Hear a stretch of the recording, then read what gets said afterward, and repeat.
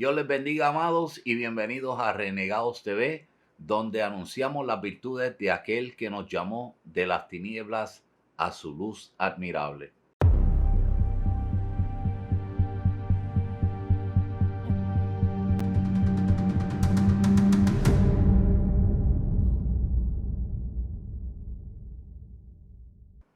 En esta segunda parte de La Luz del Mundo, estaremos analizando cada verso del capítulo 1 del Evangelio de Juan, versos del 9 al 18.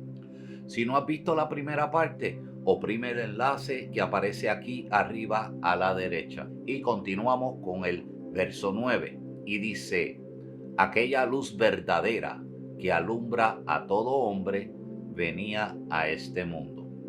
A este verso se le ha llamado el texto de los cuáqueros, Quakers, debido al uso erróneo de ese grupo y su énfasis en la luz interior.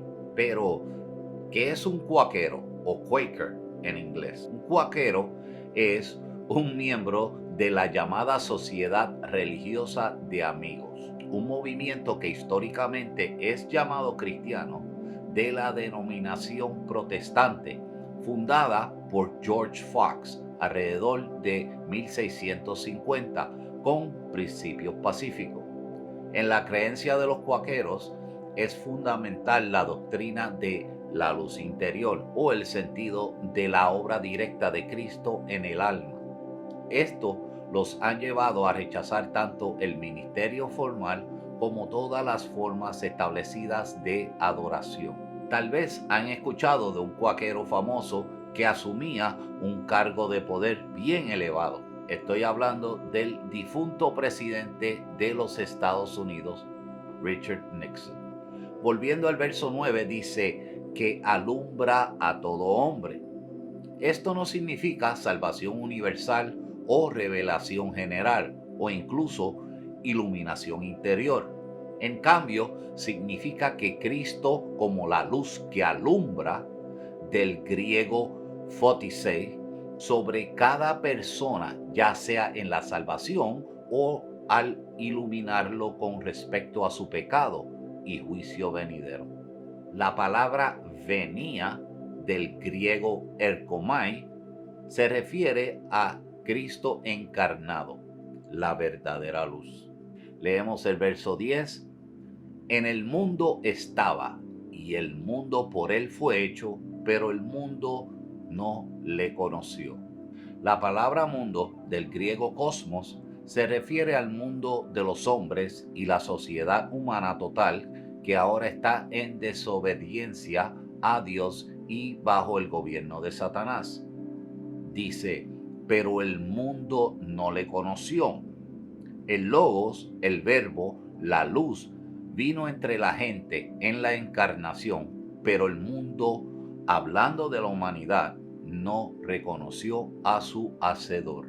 El hecho de no reconocerlo a él no se debió que la naturaleza de Dios estuviera de alguna manera oculta en las personas, como algunos sugieren. Más bien se debe a la ignorancia y la ceguera humana causada por el pecado. Verso 11. A lo suyo vino y los suyos no le recibieron. De alguna manera, este es uno de los versículos más tristes de la Biblia. El Logos, el Verbo, fue a su propia casa, pero no fue bienvenido. Jesús fue a su propio pueblo, la nación de Israel, pero todos lo rechazaron.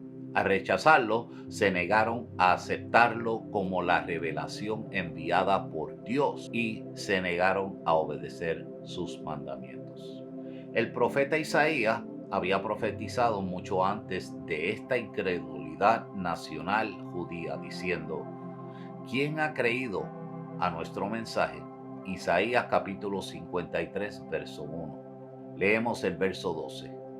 Mas a todos los que le recibieron, a los que creen en su nombre, les dio potestad de ser hechos hijos de Dios.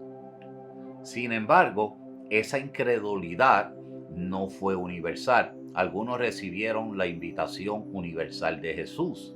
A todos los que aceptaron a Jesús como el revelador de la voluntad del Padre y como el sacrificio por el pecado.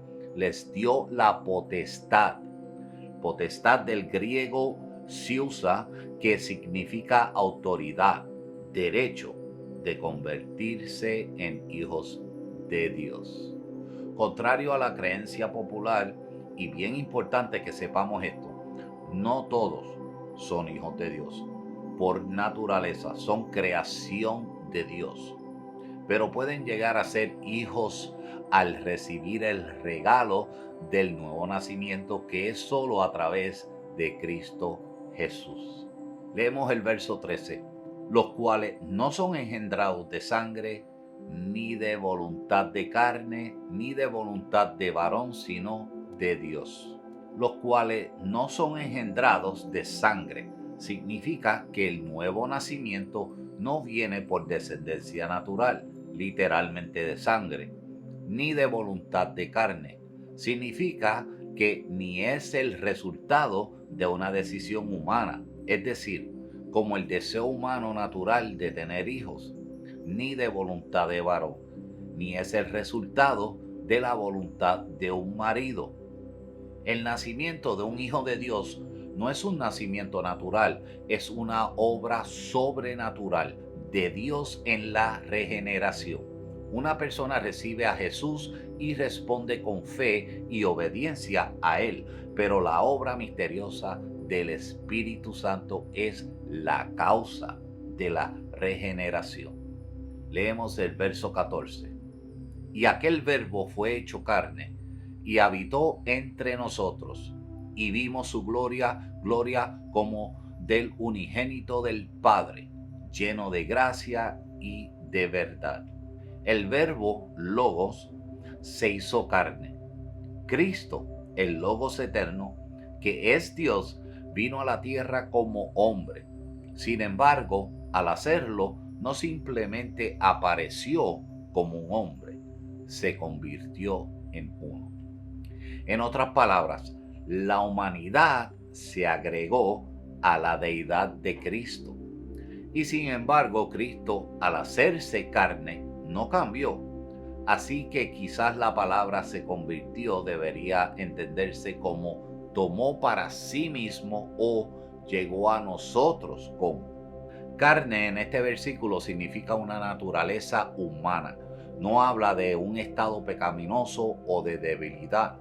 En el griego las palabras "y habitó entre nosotros" nos recuerda la morada de Dios con Israel en el Antiguo Testamento.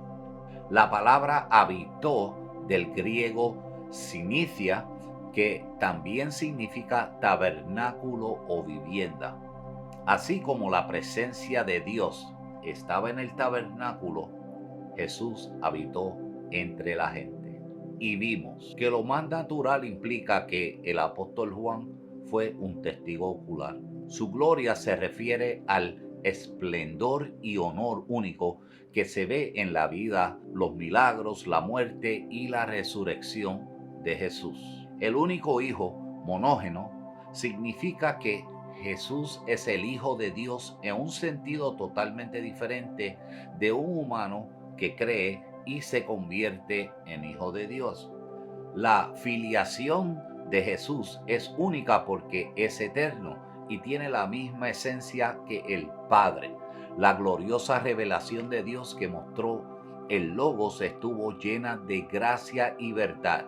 Es decir, fue una revelación llena de gracia y verdad. Leemos el verso 15. Juan dio testimonio de él y clamó diciendo: Este es de quien yo decía, el que viene después de mí es antes de mí, porque era primero que yo. Juan el Bautista dio un testimonio continuo de Jesús. El tiempo presente de los verbos griegos testifica y clama, enfatiza esto.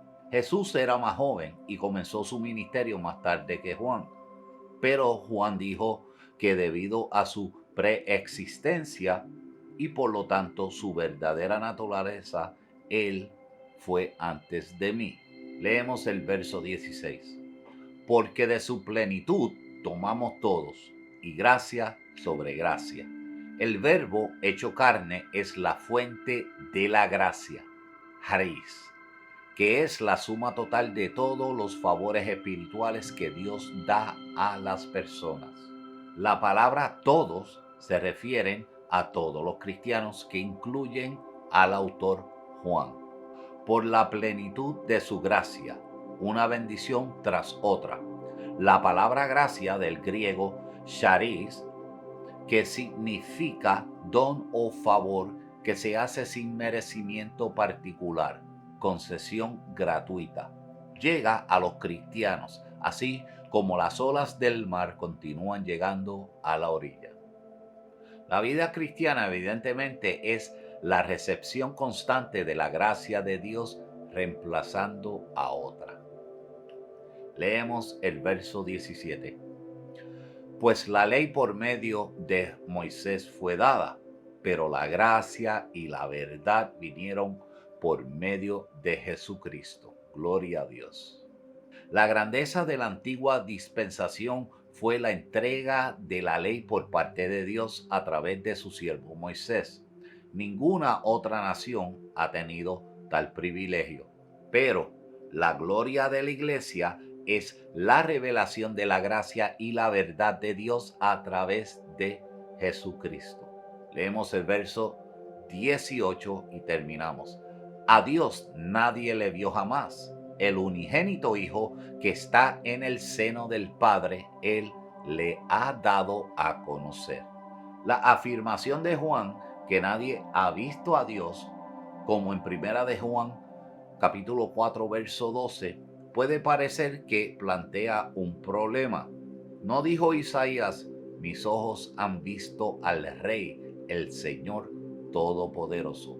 Isaías capítulo 6, verso 5. Dios en su esencia es invisible. Él es aquel a quien nadie ha visto ni puede ver. Pero Juan 1:18 significa que nadie ha visto la naturaleza esencial de Dios.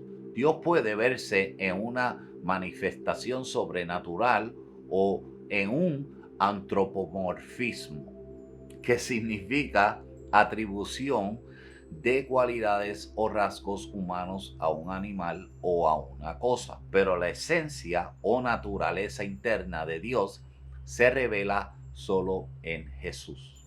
El unigénito Hijo es literalmente el Dios único o el Dios unigénito. Probablemente Juan estaba terminando su prólogo volviendo a la verdad declarada en el versículo 1 de que el Verbo es Dios. El versículo 18 es otra declaración que afirma la deidad de Cristo. Él es único, el único Dios. El Hijo está al lado del Padre, revelando así la intimidad del Padre y del Hijo. Además, el Hijo ha dado a conocer al Padre. El Hijo es el exégeta del Padre y como resultado de su obra, la naturaleza del Padre invisible se manifiesta en el Hijo. La palabra exégeta, del griego exegetis, que significa persona que interpreta o expone un texto. En este caso, Jesús el Hijo expone al Dios Padre en él. Dios les bendiga y gracias por apoyar este ministerio. Recuerda, no olvides suscribirte a nuestro canal y dale un like si es que te gusta el contenido. Bendiciones a todos.